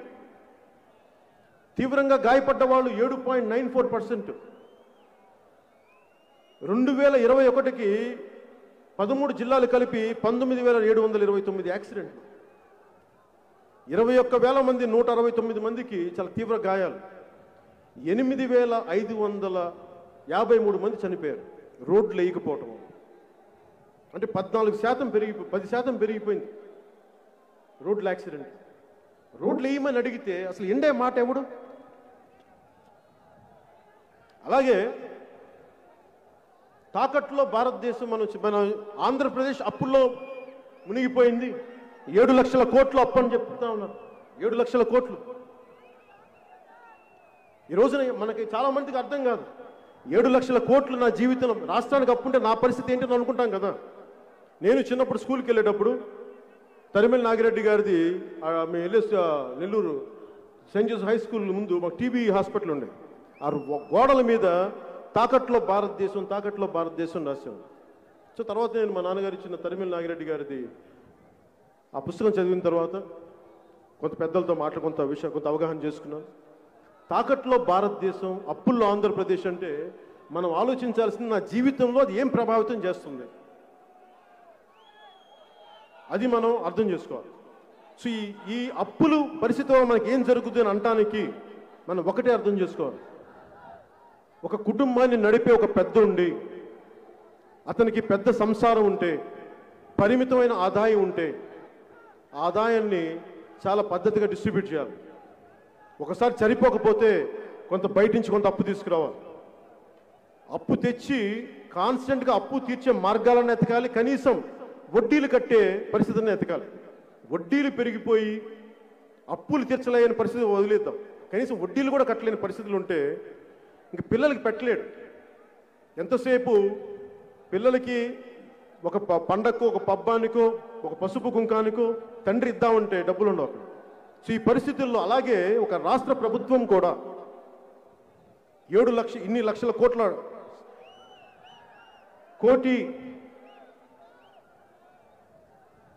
కోటి పైన ఆదాయం ఉండి, ఇప్పుడే 1,00,000 కోట్ల పైన ఆదాయం ఉండి దీనిని సద్వినియోగం చేయట్లేదంటే ఎక్కడో తప్పు జరుగుతున్నారు. మీరు అర్థం చేసుకోవాల్సింది, ఇంతమంది యువతున్నారు, మీకు ఉద్యోగాలు లేవు. ఎందుకు ఉద్యోగాలు ఇవ్వలేకపోయారు? ఎందుకు ఈరోజు కూడా టీచర్స్ ఉద్యోగాలు ఎందుకు ఇవ్వలేకపోయారు? కొత్త రిక్రూట్మెంట్ ఎందుకు చేయలేకపోయారు? ఉద్యోగులకు ఎందుకు వేతనాలు పెరగట్లేదు? అమ్మ ఒడి పథకానికి డబ్బులు ఎందుకు ఆగిపోయినాయి? ఎయిడెడ్ స్కూల్ కాలేజీలని, స్కూల్స్ని ఎందుకు మూయించేస్తున్నారు? ఎందుకు డబ్బులు కట్టలేకపోతున్నారు? ఆరోగ్యశ్రీ పథకాన్ని ఎందుకు మంచం ఎక్కించేశారు? పాత పెన్షన్లని ఎందుకు తగ్గించేశారు? కరెంటు బిల్లు ఎందుకు పెరిగింది? ఇది ఆలోచిస్తే వీరు అప్పులు చేయటం వల్ల, వీరు రకరకాల విధానాలకి, దాంట్లో అప్పులతో పాటు మనం చేయడం పరిశ్రమ అభివృద్ధి ఉండాలి కదా. ఎవరో ఒకరు పెట్టుబడులు వచ్చేవాళ్ళు ఉండాలి, వడ్డీలు కట్టాలి, ఎంతో కట్టాలంటే పెట్టుబడులు ఉండాలి. పెట్టుబడులు చంపేశారు వీళ్ళు. ఆంధ్రప్రదేశ్ అంటే ఒక్కరు రావట్లేదు ఈ రోజున. ఉన్న పరిశ్రమలు వెళ్ళిపోవడం కాదు, వచ్చే పరిశ్రమలు లేవు. ఉన్న పరిశ్రమల్ని కూడా పంపించేస్తూ ఉన్నారు. ఉదాహరణకి అమర్రాజా బ్యాటరీసే ఉంది. దాంట్లో నాకు తెలియదు అంతకుముందు అమర్రాజా బ్యాటరీస్ ఏంటి. ఒకసారి కిరణ్ రాయ్, మన వినోద్ రాయల్ అని చెప్పి మన జనసైనికుడు కూడా బిడ్డ చంపేశారు చిత్తూరులో. ఆ బిడ్డ వాళ్ళ తండ్రి అమర్రాజా బ్యాటరీ ఇంజనీర్. ఆయన ఎప్పుడో కూర్చోబెట్టి అక్కడే ఉద్యోగి రిటైర్డ్ అయ్యాడు. అలాంటి ఎంతో మందికి ఆధారం కల్పించిన ఒక పరిశ్రమని ఉన్మాదంతో, పిచ్చితో ఇక్కడి నుంచి పంపించేశారు. కియా ఫ్యాక్టరీ అనంతపూర్లో వస్తే వారి అనుసంధానమైన పరిశ్రమ యాన్సిలరీ యూనిట్స్ రావాల్సిన వీళ్ళు చేసిన, వైసీపీ చేసిన గొడవకి వీళ్ళు వెళ్ళిపోయారు. ఇలా ఒక్కటి కాదు, రెండు కాదు, అన్నీ వెళ్ళిపోయారు. నిజంగా ఈ ప్రభుత్వం అధికారంలోకి వచ్చినప్పటి నుంచి చాలా ఇబ్బందులు ఎదుర్కొంటా ఉంది. వీరిని ఎవరు ప్రశ్నించకూడదు. చివరికి జపనీస్ రాయబారి కింజో హిరామత్సు అనే వ్యక్తి కూడా, మీరు ప్రభుత్వాలతో ఒప్పందం చేసుకుంటే మీరు ఆ ఒప్పందాలని ఉల్లంఘిస్తే మేము ఎవరికి చెప్పుకోవాలి, భవిష్యత్తులో పెట్టుబడులు రావు, పెట్టుబడులు రాకపోతే ఉపాధి అవకాశాలు పోతాయి, ప్రజలు దెబ్బతింటారని చెప్పారు. ఈ విధానం నష్టపోతే అంతిమంగా పేద ప్రజలు, సామాన్య ప్రజలు. మీరు అర్థం చేసుకోండి, వీరు అభివృద్ధి లేకపోతే 300 యూనిట్స్ కరెంటు దాటిన పేదలకి పథకాలు కట్ చేస్తూ ఉన్నారు. రైతులు ధాన్యాన్ని కొనడానికి డబ్బులు లేవు. ఎస్టీ, ఎస్సీ, బీసీ సకల కార్పొరేషన్లకి రుణాలు ఇవ్వలేని పరిస్థితుల్లో ఉన్న కార్పొరేషన్ నిధులను వేరే చోటకి తరలించేస్తూ ఉన్నారు. ఈ రోజున పంచాయతీ, గ్రామ స్వరాజ్యం, గ్రామానికి గ్రామాలే పట్టుకొమ్మలు దేశానికంటే ఈ పంచాయతీలు డబ్బులు లేవు. ఈ రోజున డ్రైనేజీలు బాగు చేయించలేరు. వేతనాలు సవరణ అంటారు, డబ్బులు లేవు దానికి. మద్య నిషేధం అని చెప్పారు, మద్యం మీద కోట్లు సంపాదిస్తూ ఉన్నారు.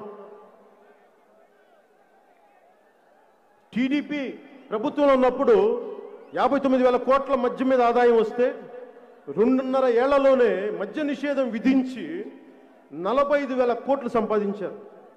టీడీపీ రికార్డు బ్రేక్ చేశారు 2.5 సంవత్సరాలు.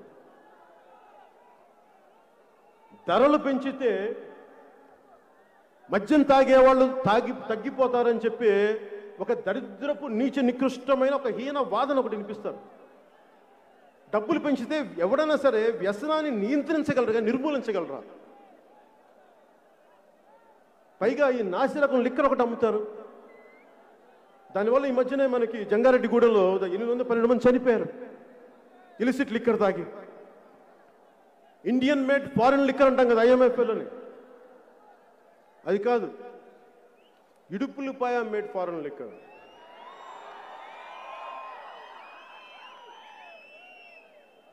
అన్నిటికీ పారదర్శకత కావాలంటారు కదా వీళ్ళు. ఈ పారదర్శకత 25,000 కోట్లు మద్యం ఆదాయం వాళ్ళ జేబుల్లోకి చేరుకుంది. ప్రభుత్వం వైన్ షాపులు నడుపుతోంది, ప్రభుత్వం పాఠశాలలు నడపాలి, ప్రభుత్వం ఉపాధి అవకాశాలు పెంచాలి, ఉద్యోగాలు చేయాలి. ఈ రోజున మన ప్లేట్లో మనం బిర్యానీ తిందామని అంటుగా వాళ్ళు బాగా సంపాదిస్తున్నారు, దోచేయడంలో అడ్డగోలు వెళ్ళిపోయారు. ఈ అప్పు చేసిన డబ్బులు కూడా ఎటో వెళ్ళిపోయినాయి. అమ్మఒడి ఆగిపోయింది, ఇవన్నీ ఆగిపోయినాయి. ఈ రోజున చివరిగా ఆలయాల పరిస్థితి ఎలా ఉంది అంటే, తిరుపతిలో కూడా చేపల మార్కెట్ లాగా 2,000 పెంచేస్తాం, 3,000 పెంచేస్తాం, తిరుపతిని కూడా ఇట్లా చేసేస్తా ఉన్నారు. విగ్రహాలు, రామో విగ్రహవాన్ ధర్మ, నిలువెత్తు ధర్మానికి ప్రతిరూపం రాముడు. అలాంటి విగ్రహాన్ని కొట్టేసి ఈ రోజుకి ఒక్కళ్ళు అరెస్ట్ చేయలేదు వాళ్ళని. అలాగే టీటీడీ సమస్య చూస్తానే ఉన్నాం, ధరలు పెంచేశారు. అసలు ధార్మిక మండలి ఇలాంటి చాలామంది పదే నన్ను అడుగుతా ఉన్నారు, అసలు ఎండోమెంట్స్ యాక్ట్ మీద మీ ఉద్దేశం ఏంటి? ఈ దేశం సెక్యులర్ దేశమే అయితే ఒక మతానికి ఒక న్యాయం, ఇంకో మతానికి ఇంకో న్యాయం ఏంటి? సెక్యులరిజం అంటే అందరినీ సమానంగా చూడటం కదా. మస్జిదుల మీద కంట్రోల్ లేదు, కంట్రోల్లో పెట్టుకోదు ప్రభుత్వం. చర్చిల మీద కంట్రోల్ పెట్టుకోదు ప్రభుత్వం. హిందూ దేవాలయాల మీద ప్రభుత్వ నియంత్రణ ఏంటి? దీని మీద మాట్లాడాలి అని అంటే ఖచ్చితంగా చెప్తున్నాను, ఈ రోజున దీనిని మేము పరిశీలిస్తాం, దీన్ని అధ్యయనం చేస్తాం, దీంట్లో లోతుపాతులు తెలుసుకుంటాం. టీటీడీ యాక్ట్ని సవరించాల్సి వస్తే, ఈ ఎండోమెంట్స్ యాక్ట్ని సవరించాల్సి వస్తే ఖచ్చితంగా పెద్దలందరితో కూర్చొని మేమందరం కూర్చొని ఒక సమిష్టి నిర్ణయం తీసుకుంటాం.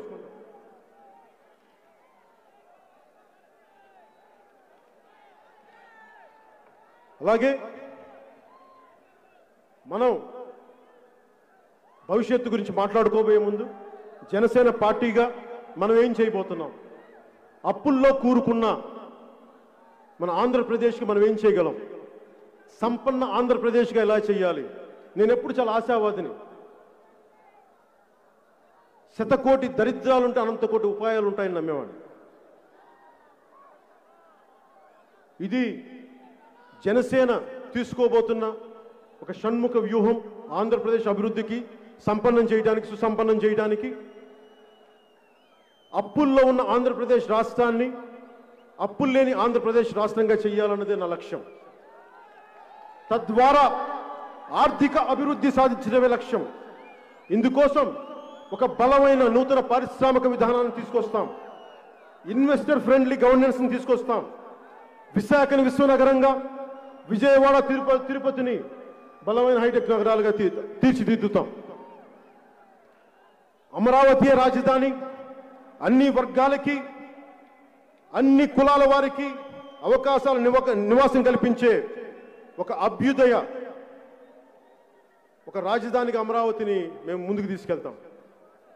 మద్రాసు నుంచి విడిపోయినప్పుడు తెలుగు రాజధానిగా కర్నూలు నగరం ఇచ్చిన కర్నూలు నగరాన్ని రుణం తీర్చుకుంటాం. కర్నూలు జిల్లాకి దామోదరం సంజయ్ గారి కర్నూలు జిల్లాగా నామకరణం చేస్తాం, అభివృద్ధి తీసుకుంటాం. రాయలసీమ బిడ్డలందరినీ, ఎక్కడో గల్ఫ్లో ఎక్కడో వెళ్ళిపోయిన వ్యక్తులందరినీ రాయలసీమను అభివృద్ధి చేసి వారందరినీ ఇక్కడికి ఉపాధి అవకాశాలు తీసుకొస్తాం. అలాగే అల్పాదాయ వర్గాల వారి ఇళ్ల నిర్మాణానికి వైట్ రేషన్ కార్డు హోల్డర్స్ అందరికీ ఇసుక ఉచితంగా ఇస్తాం.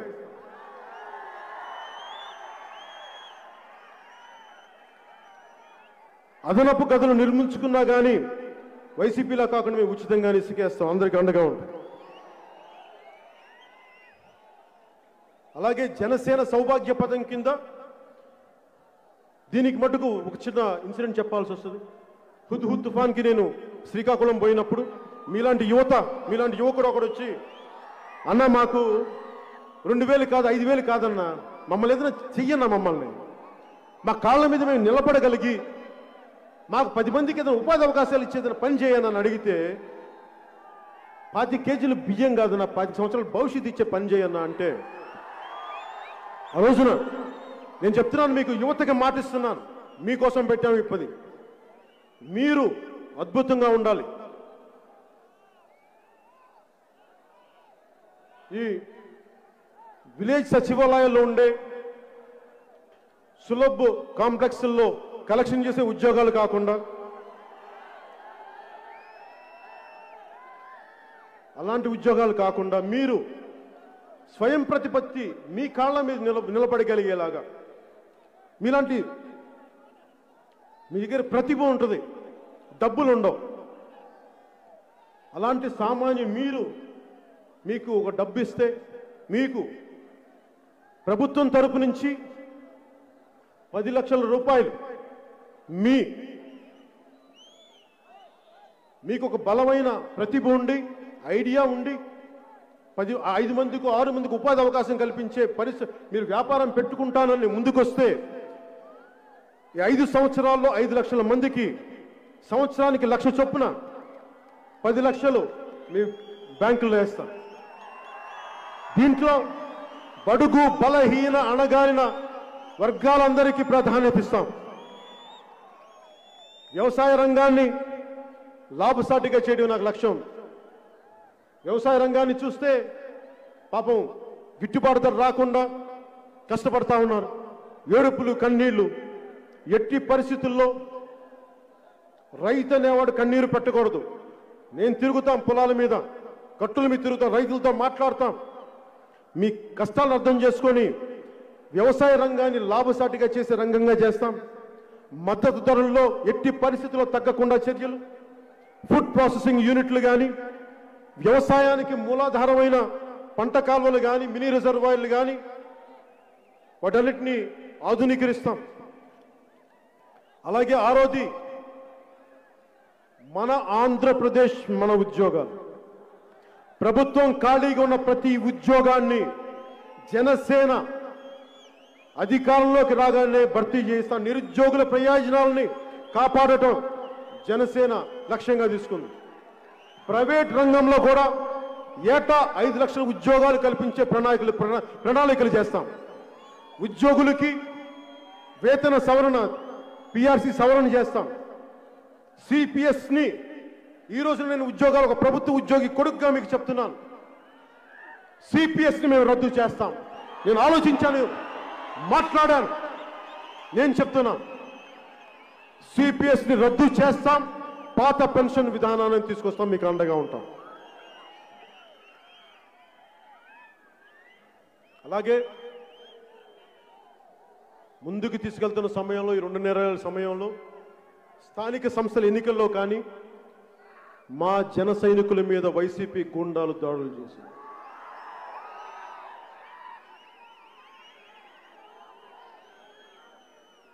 నేను కులాల ఐక్యత కోరుకునేవాడిని, కులాలను విభజించేవాడిని కాదు, కులాల ఐక్యత కోరుకునేవాడిని.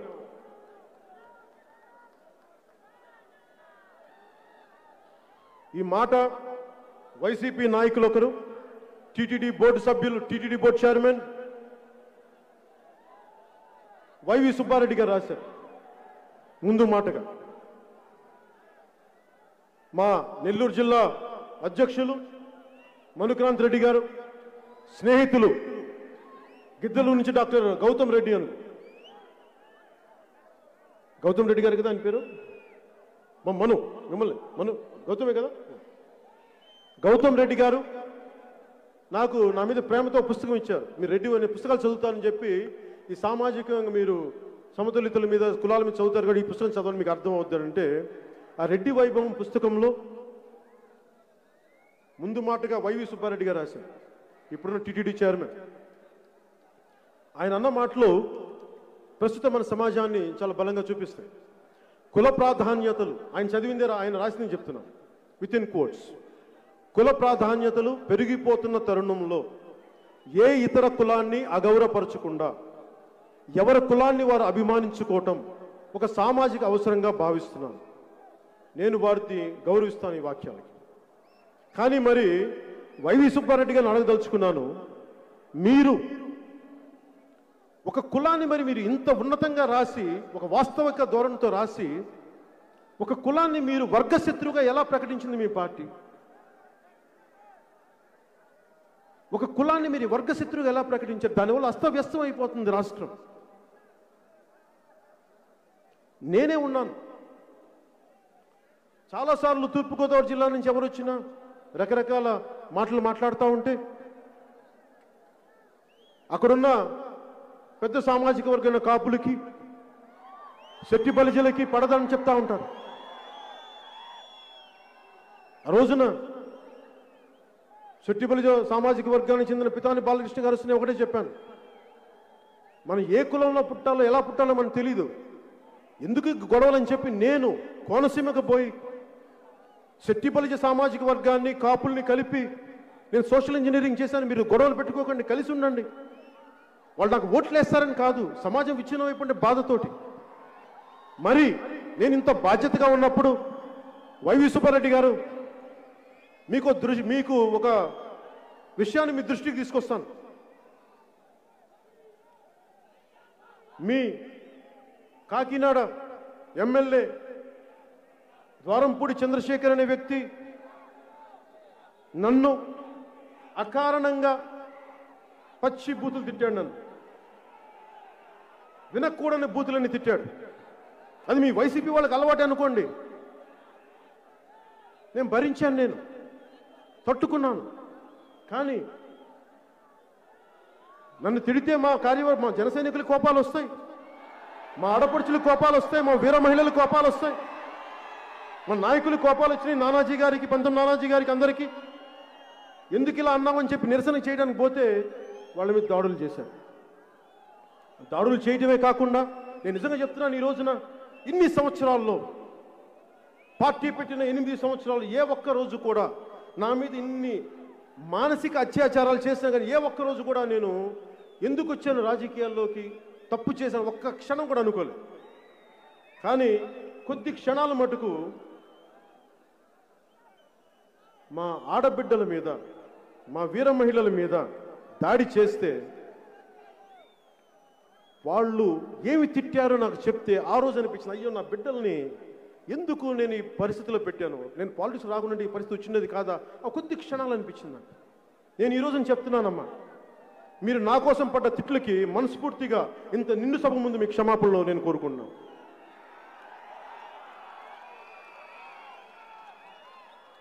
వైవి సుబ్బారెడ్డి గారు ఒక అత్యధిక సామాజిక వర్గానికి చెందిన ఆయన ఓటర్లు కూడా ఉన్నారు. వారిని కులదోషం చేయొచ్చా, అట్లాగా బూతులు తిట్టొచ్చా? మీరెవరు చెప్పరా? వైవి సుబ్బారెడ్డి గారు మీరు చెప్పరా? మీరు విఘ్నులు, పెద్దవారు, కొంచెం గడ్డి పెట్టండి ద్వారంపూడి చంద్రశేఖర్ గారికి. అలాగే ద్వారంపూడి చంద్రశేఖర్ గారికి కూడా చెప్తా ఉన్నాను, గతంలో మీ కుటుంబానికి ఎస్పీ డిటి నాయక్ గారి ట్రీట్మెంట్ జరిగింది. భవిష్యత్తులో కనుక ఇలాగే చేస్తే భీమ్లా నాయక్ ట్రీట్మెంట్ అంటే ఏంటో చూపిస్తాను మీకు, మర్చిపోకండి. అలాగే ఎవరైనా సరే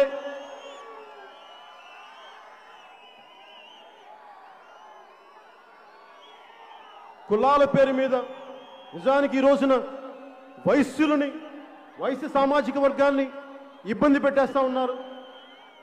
ఎప్పుడు వైశ్యులు చేతికి సహాయం చేసేవాళ్ళు తప్ప వారి జీవితాన్ని వాళ్ళు చూసుకునే వాళ్ళు తప్ప ఈరోజు ఒక్కరు ఎప్పుడు ఇబ్బంది లేరు, ఆశించరు. అలాంటి వైశ్య సామాజిక వర్గాన్ని మీరు ఇబ్బందులు పెడతా ఉన్నారు. నేను చెప్తున్నాను, ఈ రోజున వైశ్య సామాజిక వర్గానికి జనసేన మీకు అండగా ఉంటుంది. అలాగే యానాదు జాతులకు కానీ, రెల్లి కులస్తులకు కానీ, ముత్తరాసి కులస్తులకు కానీ, బీసీ సంచార జాతులకు కానీ ప్రతి ఒక్కరికి మీకు అండగా ఉంటాం. సంచార బీసీ జాతులకి, షెడ్యూల్డ్ ట్రైబ్స్కి, ప్రతి ఒక్కరికి, మా ఎస్సీ సోదరులకి, ప్రతి ఒక్కరికి, అన్ని వర్గాల వారికి మేము అండగా ఉంటాం.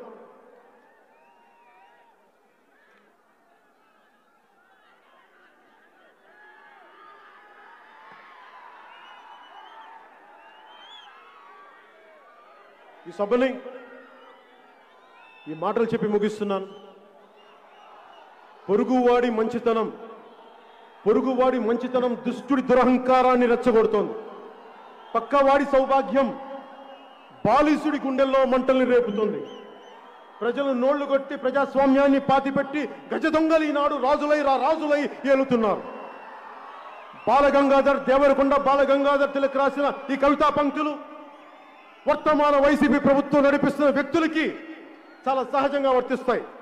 కర్ణుడికి కవచకుండలాగా. బాలీసుడు అంటే వైసీపీ శ్రేణులు చెప్తున్నాను, మూర్ఖుడు, నా ఉద్దేశంలో దుర్మార్గుడు అని అర్థం.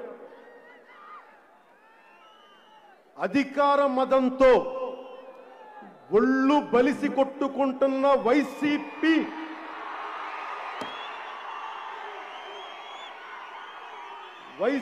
ఒళ్ళు బలిసి అధికార మదంతో ఒళ్ళు బలిసి కొట్టుకుంటున్న వైసీపీ అనబడే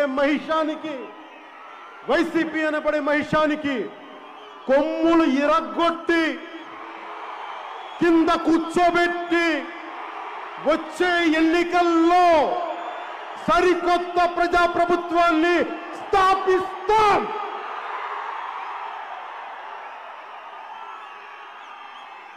ఇదే ఈ జనసేన 9వ ఆవిర్భావ సభ యొక్క లక్ష్యం, ఉద్దేశం. అలాగే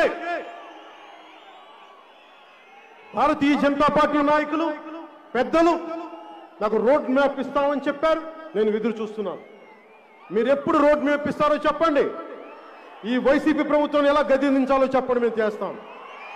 అలాగే 1900 ఎమర్జెన్సీ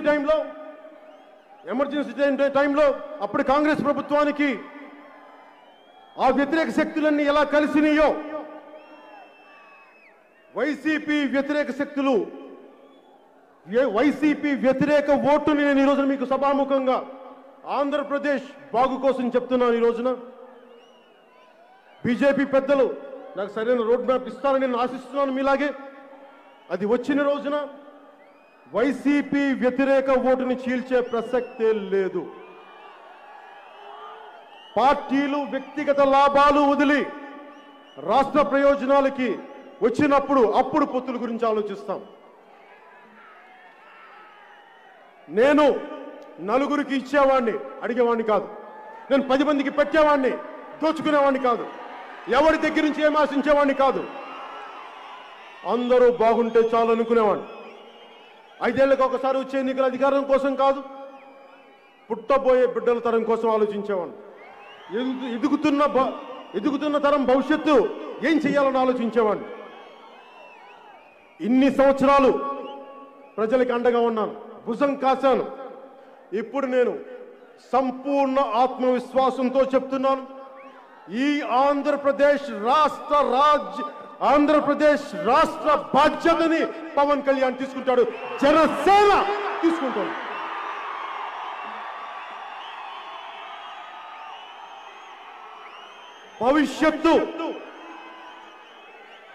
భవిష్యత్తు జెండాని మోయడం కంటే బాధ్యత ఏముంటుంది?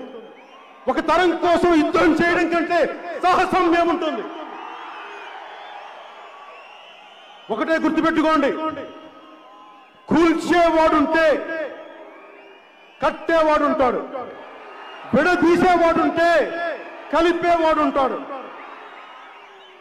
చీకట్లోకి తోసేవాడుంటే వెలుగులోకి లాక్కొచ్చేవాడు ఉంటాడు. తలెగిరేసే పాలకుడుంటే తలగేసే పాలకుడుంటే తల బంతిని ఎగిరితన్నే పరశురాముడు ఉంటాడు. దోపిడీ చేసే వైసీపీ గూండాగాళ్ళు ఉంటే వారి దోపిడీని అడ్డుకునే జన సైనికులు ఉంటారు. వైసీపీది విధ్వంసం, జనసేనది వికాసం. వారిది ఆధిపత్యం, మనది ఆత్మ గౌరవం. అది అహంకారానికి అడ్డ. ఇది జన సైనికుల గడ్డ. జై జనసేన, జై జనసేన, జై జనసేన, జై హింద్. సర్వే జనా సుఖినో భవంతు.